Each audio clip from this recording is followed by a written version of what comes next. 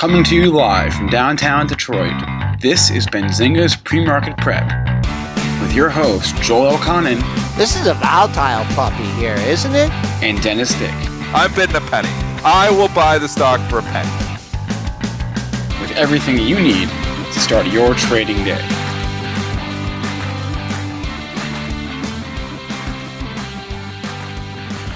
Good morning, everybody. Welcome to this Tuesday edition of Benzinga's Pre-Market Prep. Spencer Israel, Joel Elconin, Dennis Dick with you this morning. It is a ratings bonanza. We've got about a dozen. We could probably spend the whole show talking about ratings. I don't know if we will, but there is enough to go off of. There's just like at least a dozen interesting ratings today. I guess they're all getting their upgrades and downgrades in ahead of the holiday here. So we'll talk about that. We'll take your questions from our chat and our guest today, Nick Sheheen, author of Create Income with Option Spreads at 8:35. Joel, what's the good word here overnight?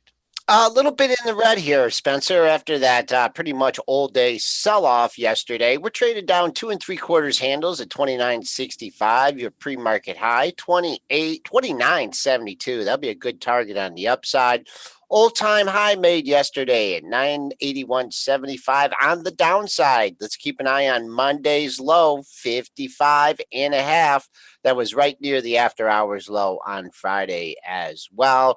Crude in the red by 17 cents at 58.92. Gold, trying to get back over 1,400, up $6 at 13.96.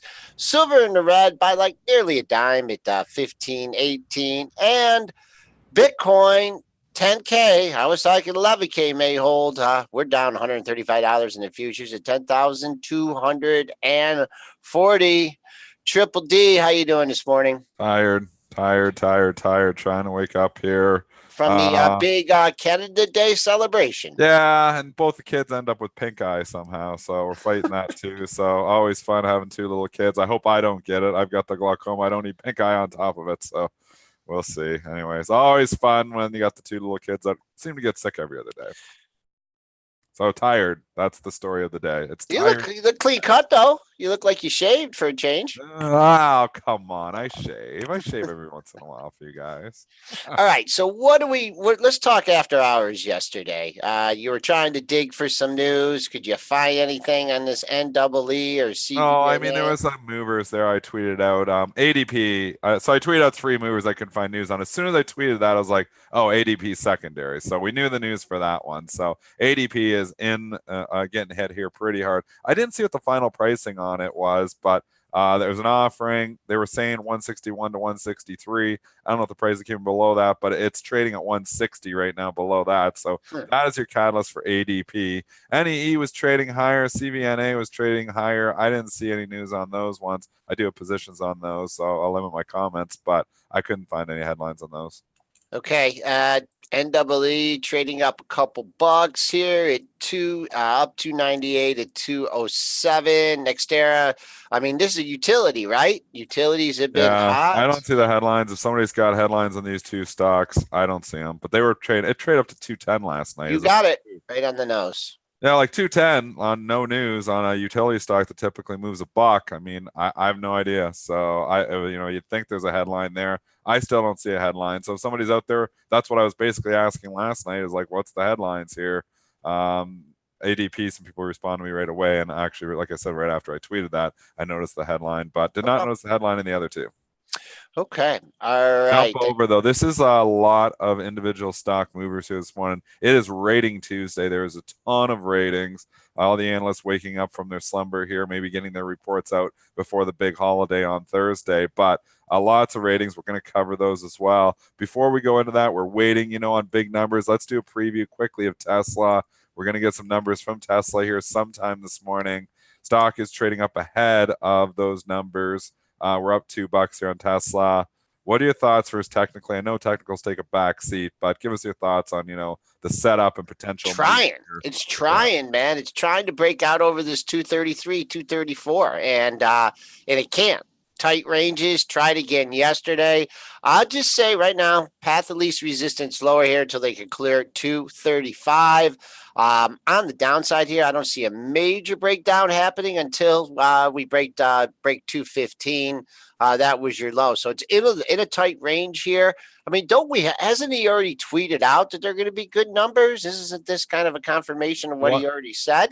What are the expectations, Spencer? Do we have like the expected numbers here today? Like what's the Yes, 90 to 100,000 that's Tesla's own guidance.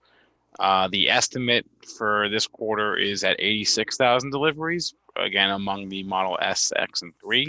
But they have guided 90 to 100,000. So a miss a miss below 86. I guess they're expecting a miss. A miss below 86 would be huge.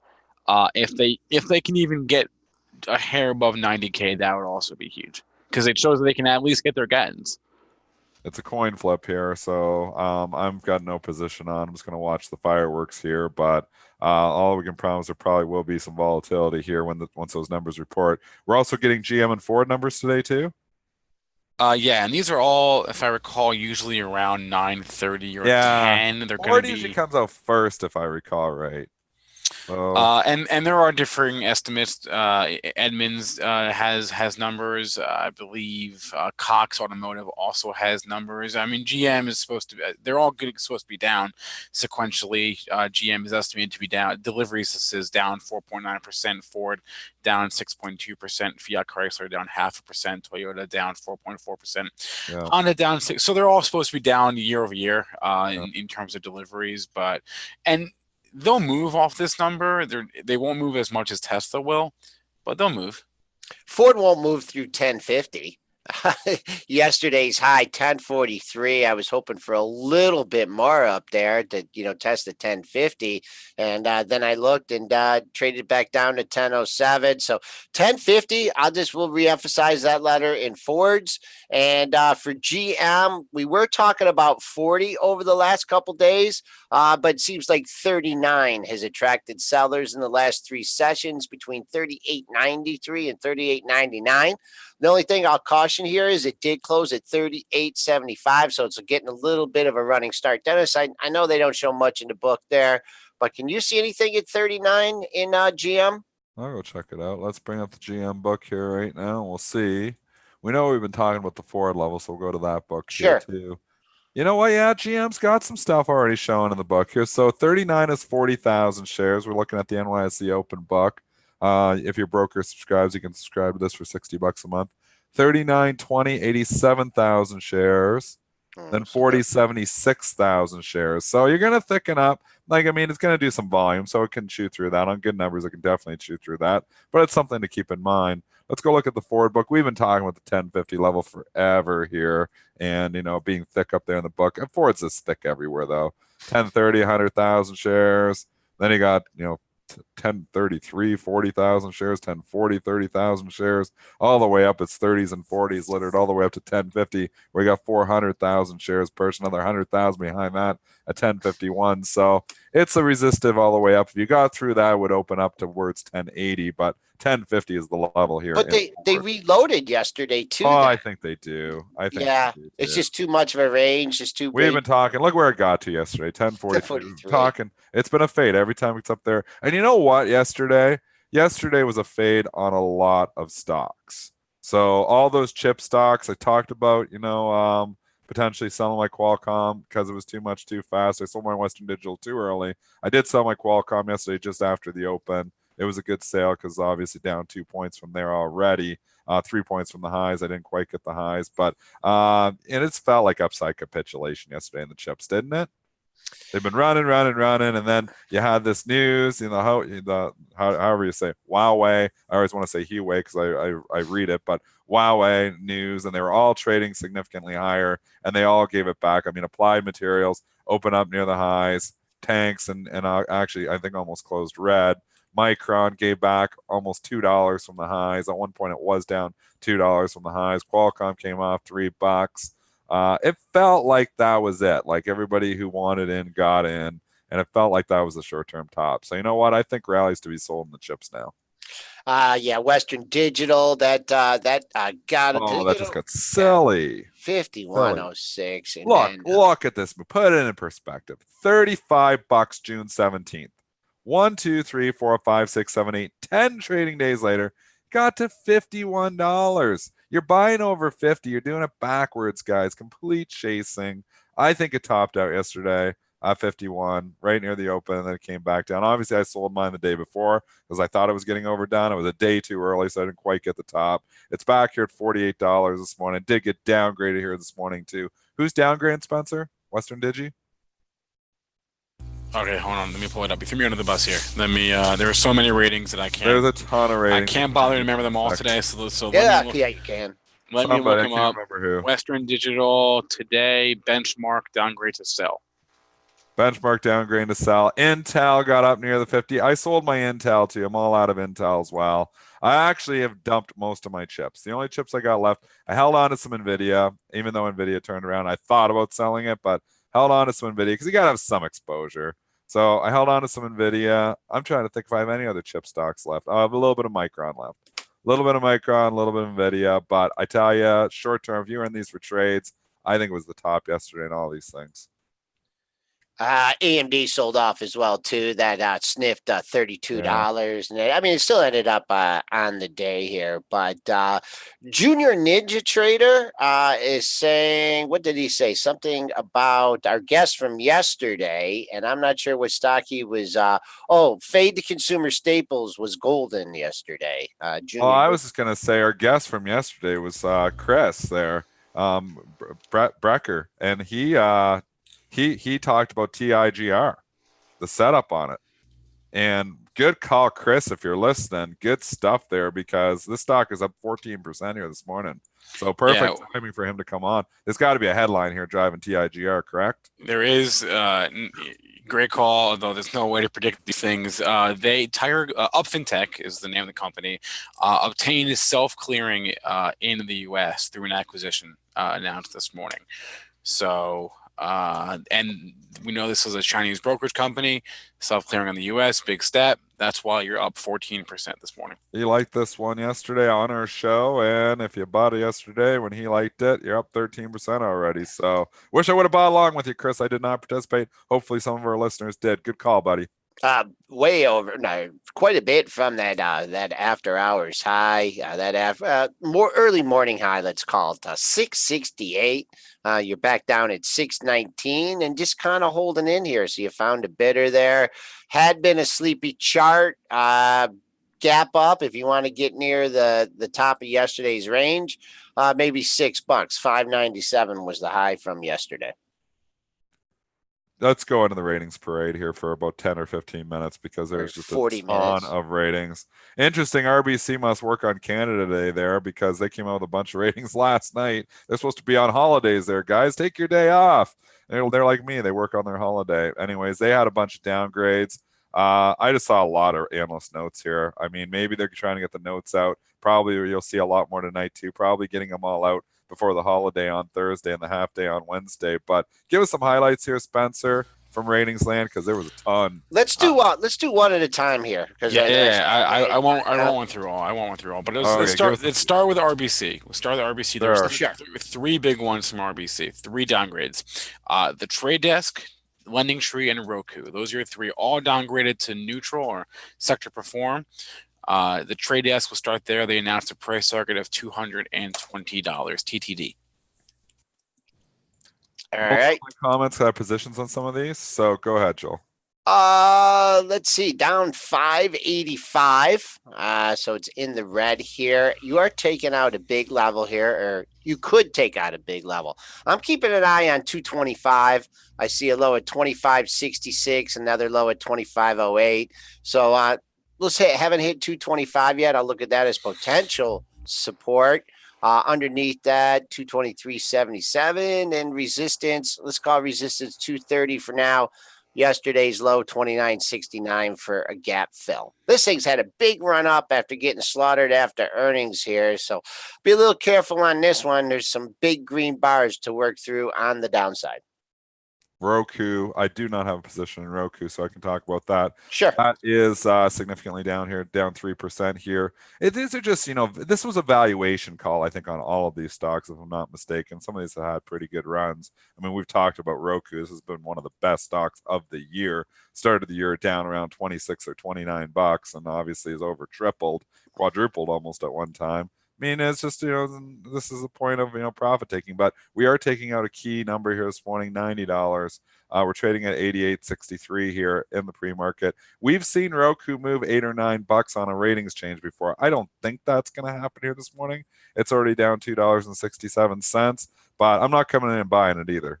88.92. That was a low back on June 3rd, and then you haven't been under $100 in a while. So let's. You haven't been under 90 in a while. So we'll see if we could take that out. Really didn't recover. You had the bump up. The fall off all time highs, and then the sellers kind of clamped in here. So I see a cluster of lows. If you're really looking for some downside here, 83.50, $84. See a couple lows in that area. What else do you got, Spencer, from Ratings Land? The other one from RBC was Lending Tree. Downgrades in sector perform, $145 price target. Joel, this one's you because I got a position on it. Oh my god! When I got trading positions, guys, I try to limit my comments. If I got long-term investment, but when I got trading positions, it means I'm going to trade out of them. So I just try to limit my comments a bit. Okay. Well, you must be you're one of the few people that have traded this morning. In after hours, there was a print, but down $10 on odd lot. That was an odd lot. Okay. Let's see here. I don't know. I mean, this is such a thin one. 412.97. That was yesterday's high or yesterday's low. So I look at that as resistance. And on the daily charts, I don't see anything down to, let's call it 402. I see a 4-day low, 401.25.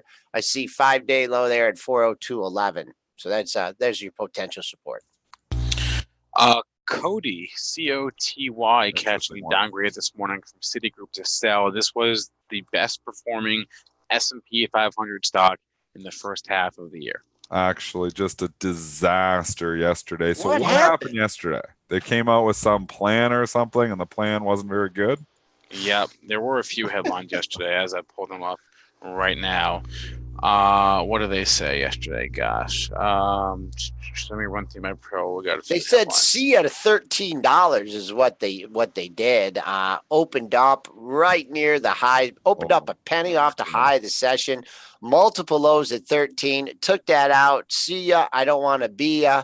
1086 yesterday's low. Got a couple others. Let's see if someone steps up at 11 here. But if you're looking for a 2-day move here, a lot of downside here. All those lows in that 1070 area. Yeah, I see it. Yep. You got 1086 yesterday, so I think you're right. Let's see what it does at yesterday's low. You're getting downgraded to sell at Citigroup here this morning. So this is definitely an analyst chasing price call here. And sometimes those aren't as influential as if they're out of the blue. But I would say let's see what it does at 1072. Kind of hold on to that. But am I coming in here and calling the bottom? Not on a stock like this. That's a terrible candle. That means you got a lot of people caught from that were in this thing the last month. On any type of rally, there's going to be sellers and overhead supply. So Cody, I'm not interested. There were a lot of details for the turnaround plan that they announced yesterday. Biggest one, a $3 billion asset impairment charge related to the brands they acquired from Procter & Gamble. That wasn't too long ago, was it? Oh, it was like a couple of years ago. It was, it was in 2016. Where they bought a few brands from PG for $12 billion. So already writing that down by $3 billion there. There are a few other aspects to it, but I guess I thought, because I know they have a new team in place, it was having a great year. So I guess I'm just gonna say, it was having a great year, but what it did in 2018 and what it did the year even before that, this stock has been a dog for a long time. 2015 the stock was $32. 2016 it started the downtrend. 2017 down. 2018 down. 2019 was a little bit of a relief rally when everything was rallying here. We always say in stocks and overall downtrends, rallies are to be sold. And I think that still applies here to Cody. If you're getting out in the 13s, good job, because this thing is at 11. And I think that overall trend is still significantly down. So I'm a seller of rallies and Cody. I look at the overall trend. I mean, when I'm using charts, and I use charts sometimes, I don't use charts sometimes, but I respect trends. And I like to go out and say, hey, has this stock been an uptrend the last couple of years? Has this stock been a downtrend the last couple of years? Is the stock in an uptrend the last couple of weeks? Where is the trend? When you look at this thing from the last 5 years, this has been straight down. So it's going to tell you there's just a lot of people who are caught in this thing. So as you do start to rise, you find more interested sellers, people who are getting their money back, saying, thank you, I want to get it back. And then it gets to a certain level and it gets exhausted and maybe sellers overcome, and so overall trend is not your friend on Cody if you're buying it here. I never like to fight the overall trend. I'd be a seller of rallies. And Aviator One is pointing out that it's been some takeover rumors booing this stock as well, and there was some big insider buying starting in May. So a lot of times when you have those scenarios and they don't come to fruition, then there's nowhere for the buyers to go. And so we'll look at that one. A lot of lows you got to respect, though. 1070 area. We'll see what happens at that level today. See, that could have been a little more helpful with the downgrade yesterday, but bad day for it. And if it ever gets back near $13, that old support should be excellent resistance. Okay, let's keep going on the ratings parade. Let's go. Nordstrom, another downgrade today. There was one last week from Goldman Sachs to sell. The other one this morning here, as I just lost it on my screen, is from UBS to neutral, $33 price targeted for JWN. Hate all the retailers, all these box stores. Don't like any of them. Stock's not in a good trend. One thing I will say, though, is if you're coming here and shorting it now, you are late to the party. The stock has been a dog for about a year. Not even. You go back to November, it was $65. So been cut in half in the last 9 months. And obviously, in the everything rally in the last 6 months, this did not participate. The stock is down. So you're buying a dog if you're buying it. That being said, I always say you can put on any trade as long as you know where your out is. If you are coming in here and buying Nordstrom, I would be leaning on that 30 low. I don't want to see this thing trading below 30. I think I don't think it is going to come in and crush it because it got downgraded here. It's already been crushed. So this is one that, I hate fighting the trend, but I'm not coming in here shorting it either. I'm probably making no trade. But if I was looking at it, that 30.55, maybe it holds. Let's see what it does there. Yeah, I was going to give the 30.55 ahead of that. Lows have been coming down in this stock. Yeah, a little pop yesterday. There's been some accumulation here in June. Yeah, there's accumulation. It's just a accumulation, a consolidation, and what happens after the consolidation? It could go lower. Exactly, but you do see it on the upside here. 31.15 was the low from yesterday, trading at 31.09. So keeping out. We'll agree with you on that one, Triple D. 30.55. Good support. You see anything in the book, and you see if there's anything at 30 or. A good question. Let's go check it out. Sometimes go fun and look at these big levels, big whole numbers. See if there's a stock like that. 7,700 shares. I don't see much. I see 12,000 at 31 too. So that could come into play a little bit maybe in the pre-market. There's another 5,000, 31.10. It's probably 20,000 shares from 31.10 down to 31. So maybe that holds up the opening prints. Only traded, what's it traded here this morning? It's only traded 2,800 shares. So maybe that can hold it up a bit. But the stock has got a lot of weight, meaning I don't want to fight it. I'm not buying it. Loop Capital with 5 downgrades this morning. I think the most notable is probably Cumin CMI downgrades to sell. They also downgraded Ryder, ticker R, and a few other ones, but CMI has been running, so this is a contrarian call here. It's been straight up for the last month. Gonna give a little bit back here this morning. Does this cool it off? Does this make a high come in? Maybe, but the stock is still trending up. So I would say, as long as it's still trending up, maybe you can try it. But these ratings, like them or hate them, the ratings are influential, so you got to respect them. Well, let's take out yesterday's low first. 170.24. You haven't taken that out, and then just look at your daily lows after that. 68.54 and then 66.86 for Cummins engines here. Man, if you get up near that close of 172.86, that's been the highest close it's had since early 2018. So see if it can recover. This is held up. I mean, am I wrong to put this in the deer and cat category? I am correct in that, right, Dennis? Deer and cat and common engines? There a little bit. I mean, it's cat deer are like a pair. People trade those two stocks together. Cummins is in there, but I mean, it's a little bit different animal there. So, could it be, it's industrial. I mean, it's there, but I wouldn't say I pair it up directly with cat and deer. Other downgrades I mentioned from the loop, Ryder R downgrade to hold, PCAR downgrade to sell, Fortune Brands FBHS also downgrade to sell. These are smaller names, and Echo ECHO downgrade to hold. What else do we have as far as downgrades? Oh, Data Tableau Software Growthium catching a downgrade this morning to neutral from Bernstein. That's Data DATA. DATA. That's downgraded. Data's getting taken over. Oh, crap. You're right. Yeah, Data's getting taken over. That's not all right. Moving on. We ignore ratings on stocks that are getting taken over. Moving on, Goldman Sachs picking on Comerica this morning. CMA downgraded to sell. I mean, GS is the most influential out there. I still believe that. So when you see them downgraded, typically banks don't move as much on ratings, but when it's downgraded to sell, people will take note. $70 this has been coming up from. I think people might use this as a buying opportunity, so we'll see what happens. If it pulls all the way back to there, I'm not sure, but gets near the 70, I think you find buyers. 72, I think you might be early. I'm sorry, I was typing. What was this? CMA. Comerica. Your favorite bank, Comerica. CMA, Comerica Park here. Ooh, boy, oh Tigers. boy. Tigers. Yeah. Are they going to win a game the rest of the I don't know if they're going to win it. Me and my buddy, he's an O's fan, and I'm a Tigers fan. And whenever somebody's other team wins, we're nice, and we say, like for the O's, when I give him a little text, and I say O's. And if he says, if the Tigers win, I get Tigers. I never get a text from him at all, and I rarely have to text him because neither of those teams ever win. It's ridiculous. They're horrible. Comerica 68.48. That's been your recent low of the move. It seems like this stock's 68.19. That's a recent low of the move. I just remember, Spencer, do you see the last rating on this one when someone downgraded it? It's not really active. I don't have my pro up, but didn't someone downgraded it to sell recently or within the last month or two? No. Or not to sell, but a negative rating? No, there were a few downgrades in April. I'm assuming those are around earnings, but nothing on June 3rd. No. Okay.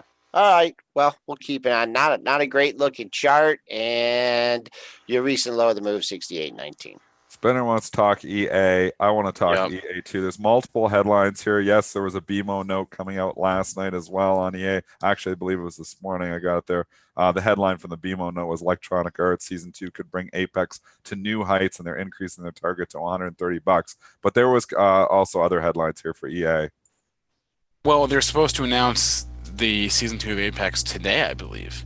Yeah. Okay. So that's that's Season 2. That's the big deal. Yeah, and the analyst commenting before that. So BMO ups their price target to $130. This is a stock that I had in my portfolio for a while. I said I was going to rebuy it in the low 90s. I never did. I should have, because now it's up here 102. The one I really feel like I missed the boat on was Take-Two. I always feel like Take-Two is best in breed of all three of these. The only one I own is probably worst in breed, which is Activision. But Take-Two, I wanted to buy that in the 90s. I never did. It's $115 now. I'm regretting. I still believe in esports, so I like these stocks on pullbacks. All three of them I like. EA, we're getting a little pop here in the trading up $1.51 at 102.40. Let's see what happens at the high from yesterday, 102.88. And then I just looking here, I can give you some other numbers like 103.95, but to me, like 105. Like if you get near 104.5, 105, those are some highs that you had in March. You see, that looks like the major resistance to me. Coming back, if they fade this move, look for support at the close. It's up only $1.41 on this. So boom, boom.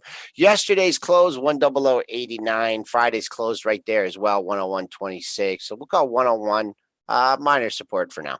Balances, we got another seller in Oracle. That's back-to-back days. Oracle's had a big seller. We talked about it yesterday, so it's a trend now. 122,000 shares to sell in ORCL. So maybe some institutions. Oracle's been on a heck of a run. Do have it in my long-term portfolio. I've had it in there for a better part of a decade, so I'm holding on to that. But just letting you know, 122,000 shares to sell in Oracle, so there could be some pressure at the open.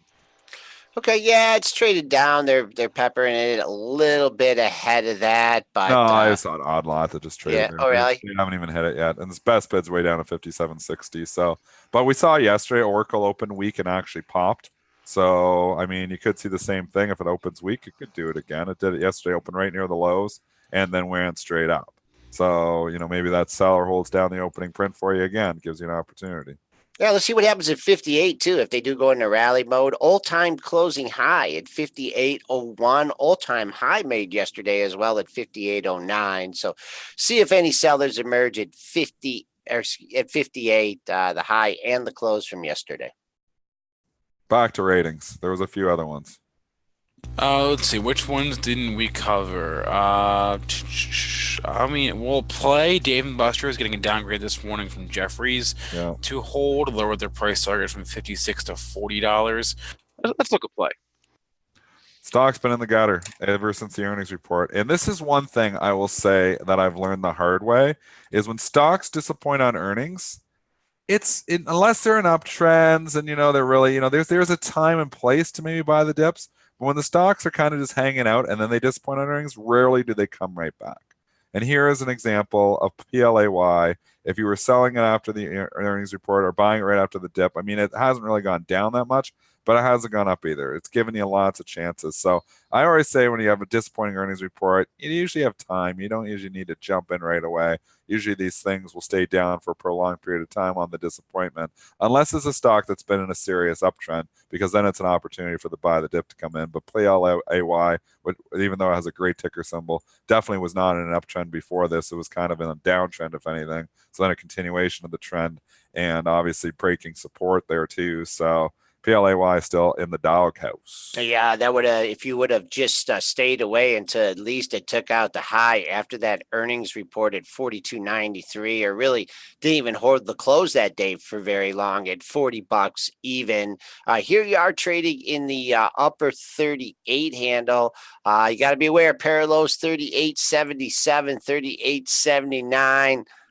Nothing underneath that. You have to go to your monthlies after that. And on your monthly, a high just under 38 in May of 2000. Oh boy, 38's a big level here. And see if we can get off the mat after 38. Holy mackerel. Man, I see all these monthly lows here between 37.60 and 38. So we'll see what happens if you can take out that former low of the move. Were there other downgrades you saw? There is one upgrade that interested me. One upgrade? Well, there are a lot of upgrades. And the greatest bull market of all time? What was the upgrade? A lot of upgrades, but between, I'm looking at the one size. That you like. I'm looking at the size of the firm. I'm also looking at the size and the volume of the stock being upgraded. And in terms of that, the only one that really interested me this morning is Citigroup upgrading Cars.com to buy. CARS, so stock is trading higher here. It's bid up significantly too. This is a contrarian call as well. I like it when they make contrarian calls as opposed to going with it. So it gives some props to the analyst just for trying to, to make a contrarian call. That being said, sorry, I'm probably not going with you because this trend is very ugly here. Could it bounce here? Could it get a little short squeeze? Yeah, I would definitely say, and nothing is definite, but I would say that this has a potential to, have a pretty good rally off of a rating change, because you have a bold call here being made by an analyst. So I think you're going to see this trade in the 21 handle here today. That being said, to get anywhere up near 22, if I was long it, I'd be getting out. I don't know. We haven't done a lunch bet in a long time, Dennis. What do you got for me? You said it's going to trade in the 21 handle. Do you think? I think it's going to trade in the 21 handle today. Okay. What about close? No, I don't know where it's going to close. Okay, I think yeah, it's going to be sellers up near 22 though. So if it gets yeah, anywhere yeah, there, yeah. We so haven't I'm a fader of this, but I do think it's got enough gas to get in the 21 handle. right, and maybe some short squirming on this one a little I bit. think so, a little bit. They've had too easy of a run here. 1, 2, 3, 4, 5-day high, 2104. So there's your first target. That's 50 cents away. After that, it opens up a little bit, 2143. And then I know what Triple D is. I've trained him too well. He's looking at the 1, 2, 3, 4 highs right around 22 from the end of June. So that is your major resistance. Let's get through yesterday's high first at 2104. All right, let's get to today's guest first. Nick Sheheen, author of Create Income with Option Spreads and sellspreads.com, joins us every other Tuesday to give us some options plays for the day, for the week. Nick, good morning. Good morning to you. How are you? Good. How are you? Not bad. I wasn't sure. I'm having a little technical difficulty here today. It's like, oh, am I going to be on? I installed a new monitor yesterday, and I'm just wreaking havoc with me this morning. Well, we know how much Dennis hates new equipment. That's why he doesn't buy anything new, because it messes up his system. He's not even smiling to that joke. All right, Nick, what is on your radar today? Just managing the risk, and we called it right all throughout this whole mess. I think the best thing we can do is try to ignore as many headlines as possible, because most of it is just hogwash. They just need talking points. So concentrate on the fundamentals and on the charts, and you're likely to do better. I mean, this is, such a headline-driven market. You got last night, the S&Ps are trading down about a point. And then we come out with a headline that they're going to put more tariffs on European goods, to the tune of $4 billion more. And we dropped 5-6 handles right on that headline. Now we bounced back and shrugged it off here again. But, the whipsaw from the headlines and potential tariffs here is, it's a tariff-driven market. No, but it doesn't have to be. And if you're not trading futures, it really doesn't affect you that much. If you stick with a thesis and the levels, and you stick to those levels and get in and get out with stops and booking points, then you can ignore the headlines, because the price action is going to unfold however it does. And the headline comes out, it might speed up the process to get to a certain level, but the level has to be met. It's pretty intense to realize it, because it doesn't make you want to say, what? No, the headlines do matter. Yet they do matter, but the levels matter more. And the underlying thesis that you have matters most. So if you believe this is going to happen, ignore the head, turn off the news, and then decide what would you do, and then watch the levels to act on the price breaches. So if you go along X, and not the stock X, whatever, ticker ABC, and you decide, okay, I'm in here, I'm out. If it goes below this, I'll book if it reaches that. If you turn off the news, you can still make all the decisions to the investment or trade without making mistakes. And one other thing too, and I'm somewhat agreeing with you here. I like trading the headlines, so I actually like when we get these. But the reaction to increased tariffs and stuff is a lot less when we keep getting these tariff, Trump tweets or whatever, or if there's a commentary coming. It's like the reaction is a lot more muted than it was before. I'll tell you why. That it's not moving the market nearly as much as it was. Because I'm going to say something that's going to be like an epiphany, I bet. It doesn't matter. The tariffs don't matter. If we don't come to a deal with China, so be it. It'll be an open market. They'll have their tariffs. We'll have ours. If we choose to continue to do business, the market will find a way to do business. Otherwise, business will move somewhere else. We'll pay an extra $1 or $2 to buy a pencil, but it's not going to be the end of the world. So I hear the Fed can't create inflation, so we'll get a little bit of inflation. We're fully employed, we can absorb it. It doesn't matter. The tariffs with China is a bigger deal than people make it out to be. It's the same issue. Yesterday's pop was a relief pop, and it's shortable. So everybody I know knows not to chase that pop. But we were already long, so we booked profits at the top, and we can reload on the dip. So that's the way you do it. Or you set a calendar. I had a call diagonal on the SPY, and the legs that I sold short expired yesterday for maximum gains in my favor, and somebody else lost on the other end. So now I'm long naked calls. Now I can decide whether to add another hedge by selling more calls against them. They're out to August. So I'm profitable in trades because I made a decision to trade my own thesis and ignore the news. and I manage my risk according to the news. So, what are some charts, strategies, stocks, whatever, on your radar today? Okay, so I'm like I said, I'm long the SPY and deciding where if I'm going to hedge some more or stay long for another few days. Now we're coming into this is a short week, and I always say they tend to bring drama, and so I would be cautious going into a jobs report because they are going to pump the news. And I believe if we get a hot jobs report, we will probably have a little tizzy and drop a little bit. But the range on the S&P, for example, I'm looking for anything below 29.55 would probably bring a breakout and break down a little bit. But that's normal. All the way down to 29.27-ish is totally normal for me. And anything above 29.82, 81.75 obviously will add more buyers. I think we're going to rally higher. And so I'm staying long. And what I'm doing is I'm trying to manage my risk. I was long triple Ds. What's it doing this morning? I bailed out on it yesterday. I heard you guys talking about it. So it was just a trade that I saw. I was long Snap. It paid the first time. The second time kind of stalled, went out of that. So trying to find some tactical trades inside of the overall thesis. AbbVie paid quickly. AT&T, I got bored of waiting for the breakout, so I bailed out. All these showed breakouts. Some paid, some stalled. So. All right, so shorter week, though. How does that affect what you're doing today? It works in my favor because I sold risk into today to hedge my longs out in time. So like I said, I was long, say, August and some October stuff, and I sell risk that expired this week, worthless. Luckily, the SPY and the SPX offer Monday and Wednesday expirations and Friday, so you can do 3 against the longs that you have out in time. So I had iron condors as well. That when we had the tizzy on the headlines that you mentioned, Dennis, you sell the put spreads, and then when we rally, you sell the call spreads, and you make a very wide iron condor. So you like the headlines too? I do like the headlines when I can, when they fit the headlines. Yeah, I do trade the headlines, but cautiously, because I know I don't want to argue with stupid, because you know what they say, they bring you down to their level and they beat you with experience. So I tried to stay away from the short-term trades just because the headlines could really mess them up. And if you run out of time, you can't manage your risk. But in that instance, the SPY offers 50-cent wide risk. I mean, come on. These are easy when they hit the sell button on a silly move.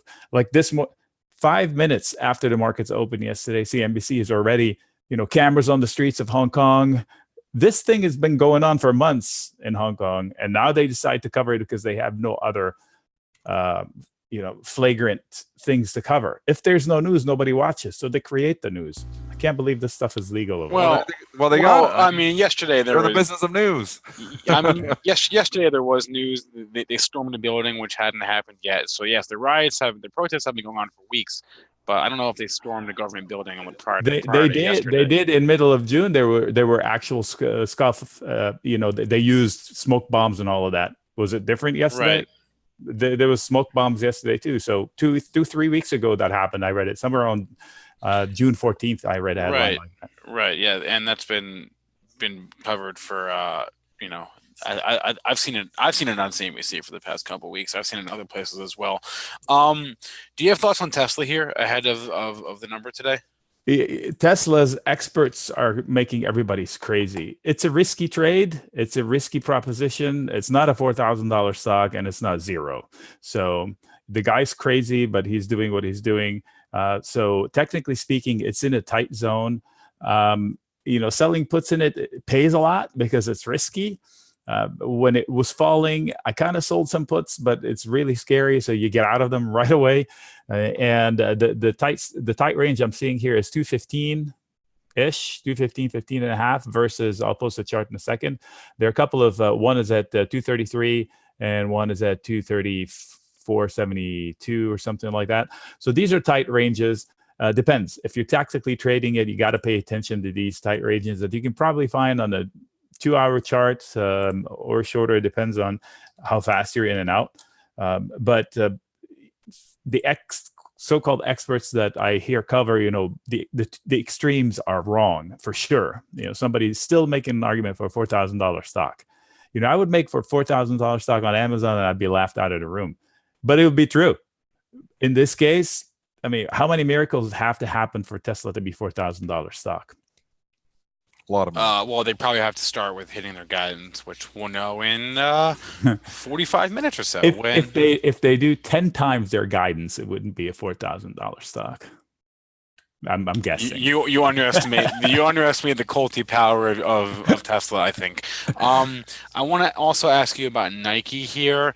They are in the news today for some more political nonsense. However you feel about this, the headline is that they had a shoe with an early version of an American flag on it that they have since canceled due to criticism or pushback from Colin Kaepernick. However you feel about it, regardless, I would remind you that the last time Nike and Kaepernick were in the news together was Labor Day. Yeah. We saw what happened to Nike around that long weekend. I remember coming back into the office and it was down. What it fall, like 3-4% from the 31st to the 4th there. It fell like $3. So that was the last time we had to move a headline like this in Nike. I don't know what to expect today. Nick, thoughts on this chart here? Well, Nike is the company. They're masters of marketing. So whether this is a coincidence or not, the stock is not too expensive. It's in the 30s. It's expensive from a retail perspective, but I don't know if you call it a retail stock. This is probably more like a Lululemon, where they have a following and they control their inventory. And they're global. There's nobody on the planet that doesn't know Nike. I can tell you that. And there's nobody that doesn't know the Air Jordan logo. And the whole, everybody wants to. I have friends that pay gobs of money for Nike. What are you doing? You got 2 pennies to rub together and you're buying these shoes. They cost so much. So I would ignore the news. And if they drop it, I bet you it's not barely down this morning. But if it does fall down, I would sell puts and put spreads in it. They're masters. They'll come out of every controversy winners. More news, they get we're talking about it here. I bet you other news agencies are talking about it too. So technically, it looks good. It has a lower high trend going on. It has a floor below it. I just posted a chart with a whole bunch of lines. So pick your lines, your time frame, and trade the breakout or breakdown accordingly. How about the IPOs? How the IPOs been treating you? Beyond Meat, first of all, have you had a Beyond Meat burger? And little sleepy consolidation here. What do you think of BYND? Well, I haven't had a Beyond Meat burger because I still haven't run out of real meat. So I'll continue to eat real meat until we run out of real meat. And then I'll eat crickets maybe. But anyway. I hear crickets are good for protein. Well, that's what I hear. But I'm not in a rush to buy a Beyond Meat burger. If I was an activist for the humane, for the animals, I can see that argument made. Okay, I'll make sacrifice for the animals. But I'm not that guy. So I'm not insensitive to it. I don't put people down that actually eat it for that purpose. I have one of my good friends is a complete vegan because he doesn't want to harm the animals. And that's not because of health reasons, but that's what he wants to do. And I commend him for it. So if he eats the Beyond Meat burger for that, kudos. But I think it's more expensive and I think it's higher in salt and it just doesn't fit my diet. As far as the stock is concerned, it's a wild one. I haven't traded it because the options have been pretty weird on it. The margin requirements on the options, if you want to sell puts naked, are just insane, kind of like Tilray in the hot times.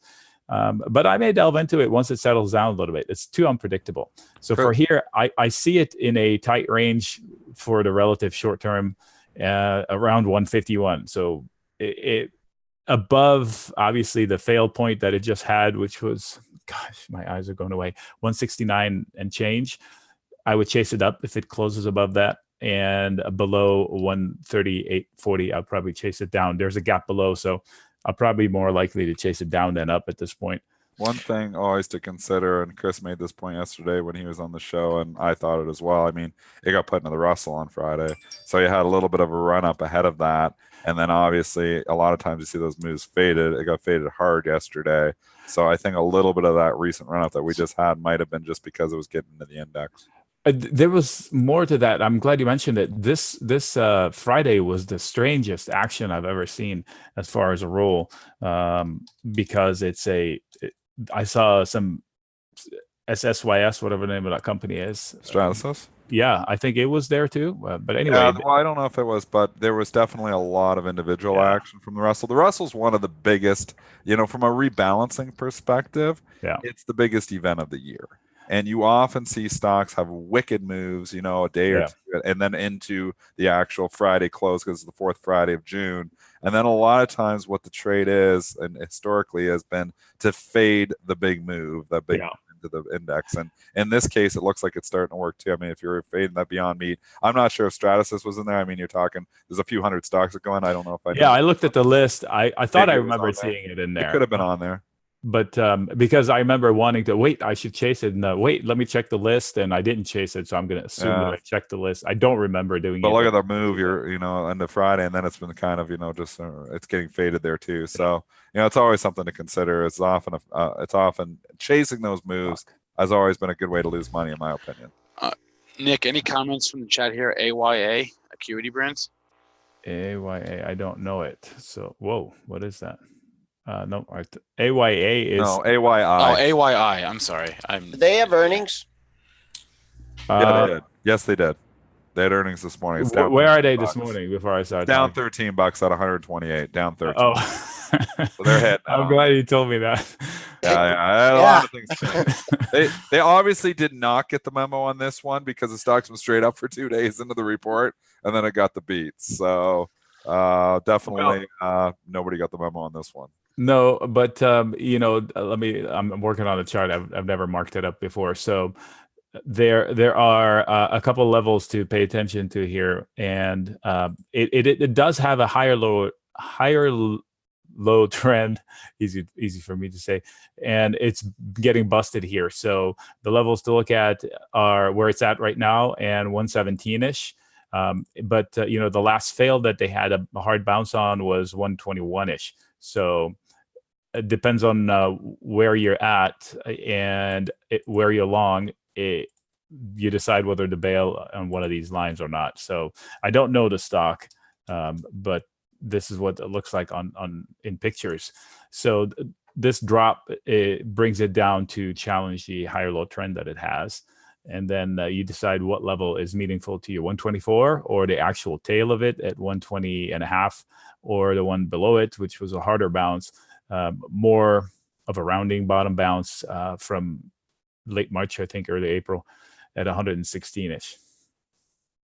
All right, Nick Sheheen has been on with us. He's the author of Create Income with Option Spreads and sellspreads.com. Nick, thanks for the time. Thanks for the charts. Nick. And I appreciate it. Have a good one. Talking to you guys. Yep, you too.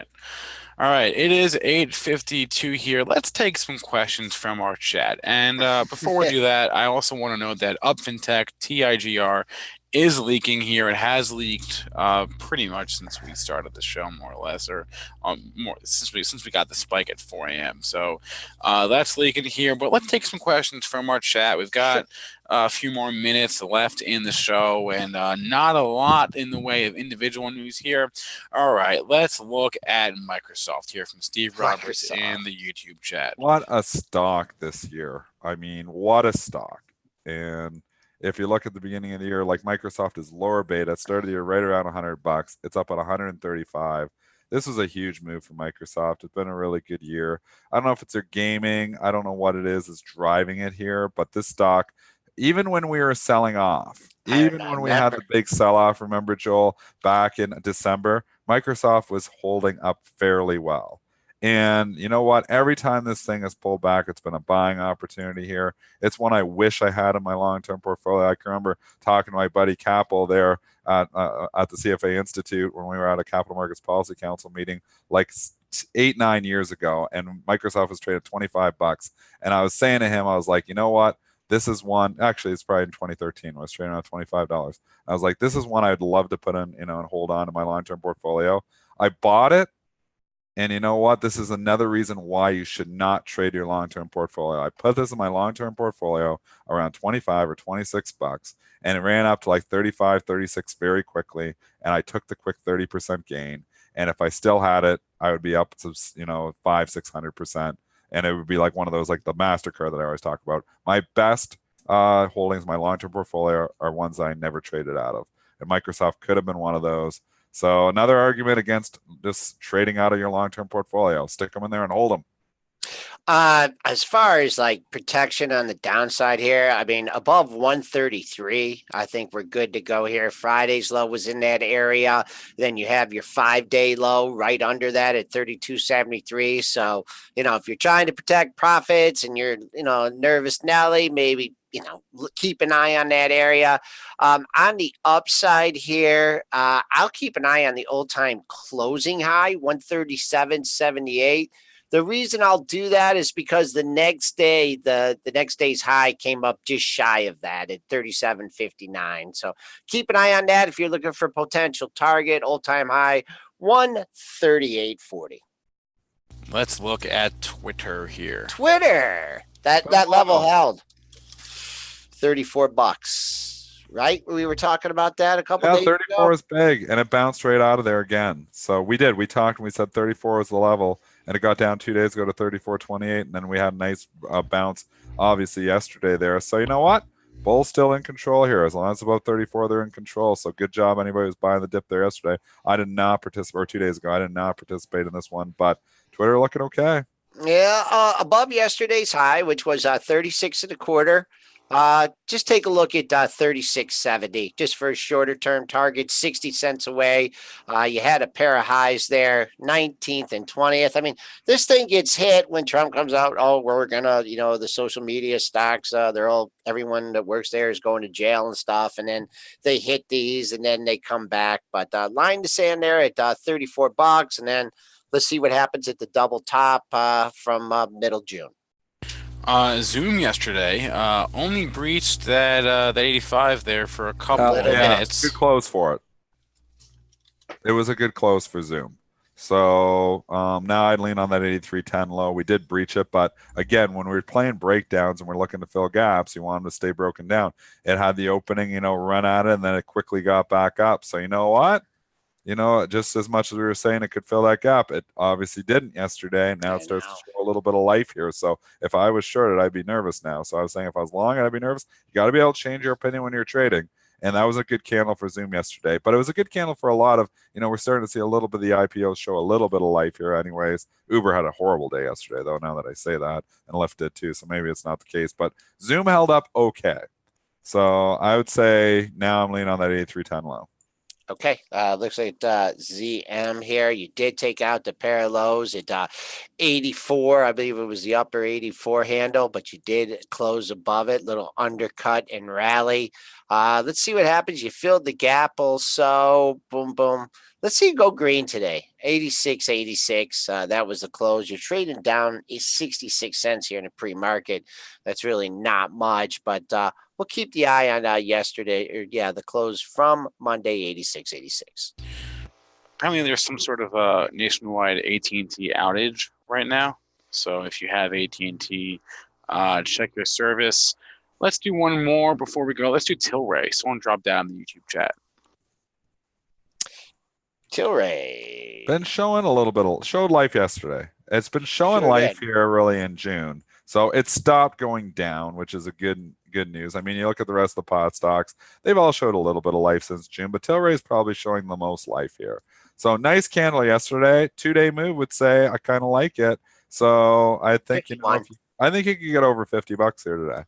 Yeah, I'd say 50.48. You got one high there to contend with, but I think the better resistance comes in at 51 even. You had a pair of highs right there, 51.03, 50.86, and go back a little bit farther in the chart. You had a high at 50.77. So there's your major resistance, $51. Not sure on the downside for it. All right, watching Nike today, anytime politics get involved, you never know. Watching Tesla today at around, I want to guess anytime between 9 and 9:30 is when the numbers will come out, maybe 9:40. So watching those. GM and Ford too for those numbers. Yeah, watching GM and Ford as well for the same reason, around 9:15, 9:20-ish, that window. I don't know exactly, I'm sorry, when those numbers will come out. In the meantime, thanks to our guest today, Nick Sheheen. Thanks to all of you in our chats. Please remember all the information on our show is for informational purposes, not meant for investing or trading advice. Catch our podcast, iTunes, SoundCloud, Stitcher, TuneIn, Google, anywhere podcasts are available. And on that note, everyone have a good rest of your day, and we will see you on Wednesday. Remember, tomorrow's a half day for the market, and we will see you then. Have a good one.